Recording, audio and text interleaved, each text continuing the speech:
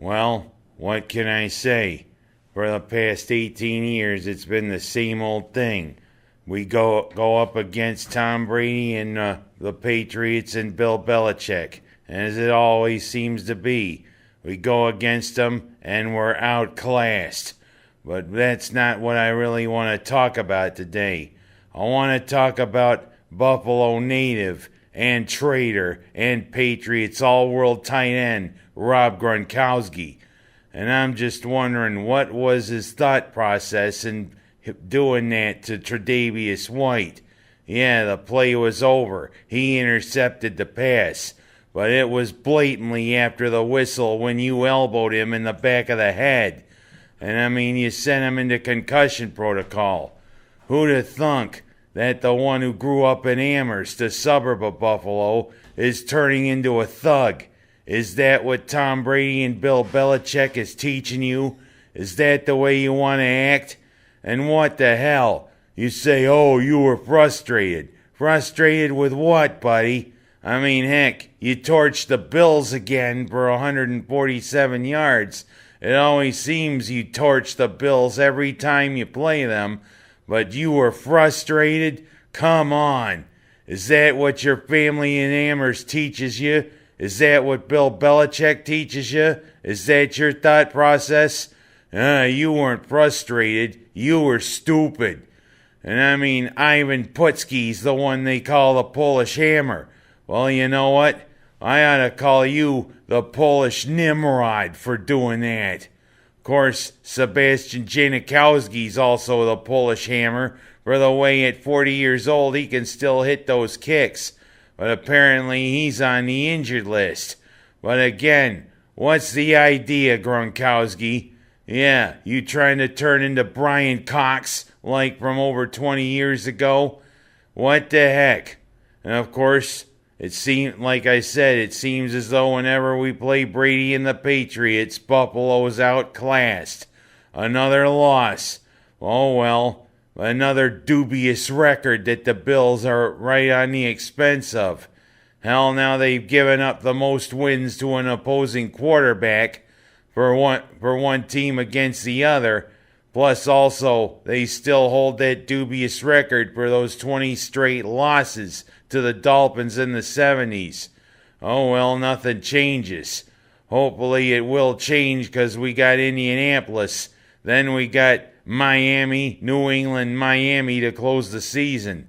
Maybe on Christmas Eve when we play the Patriots again, maybe Gronkowski will give you a dose of your own medicine in your new adopted hometown.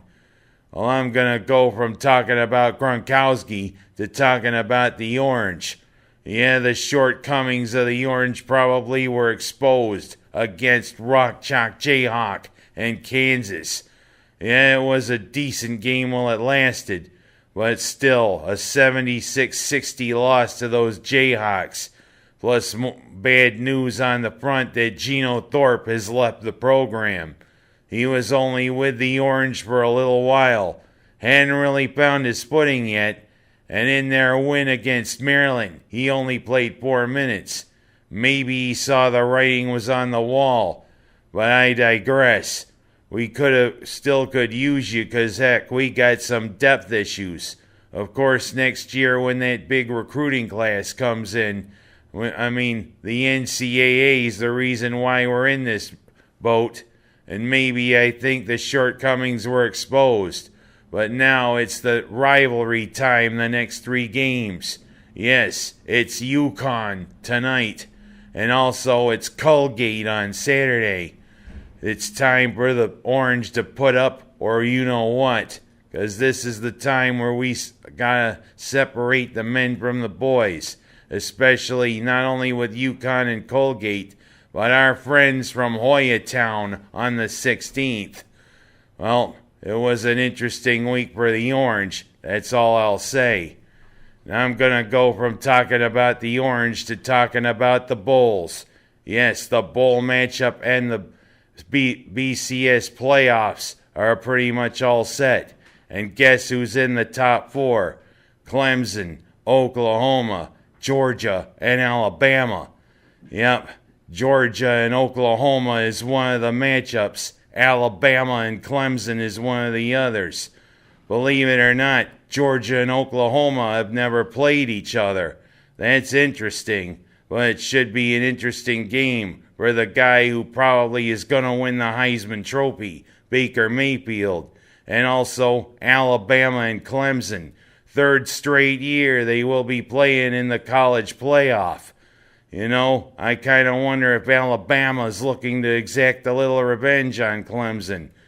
But I will go away from the top four to say congratulations to New Mexico State.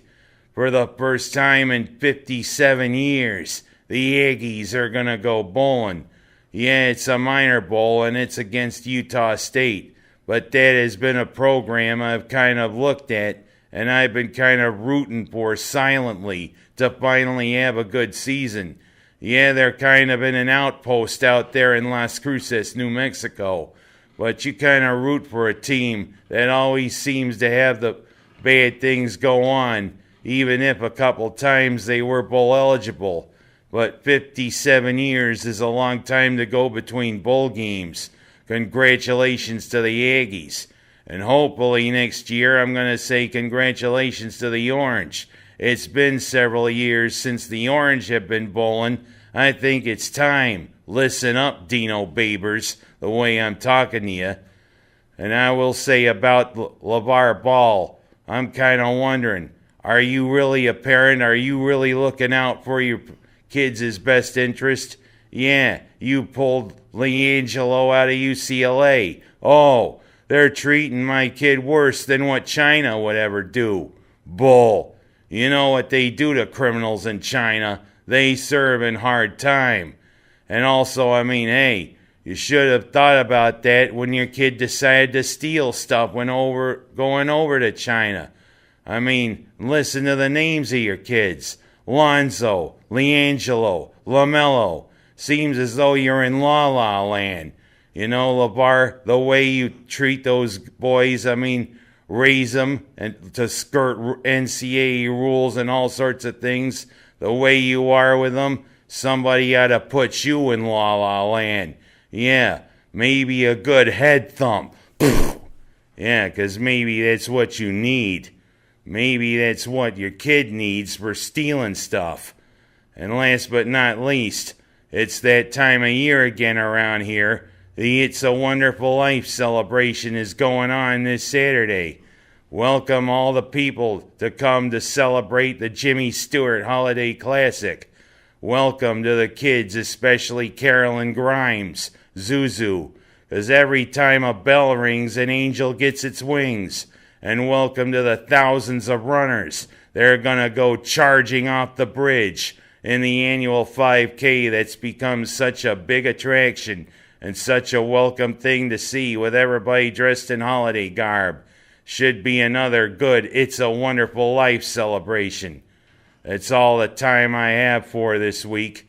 I'm Ken Haas, and welcome everybody to Bedford Falls.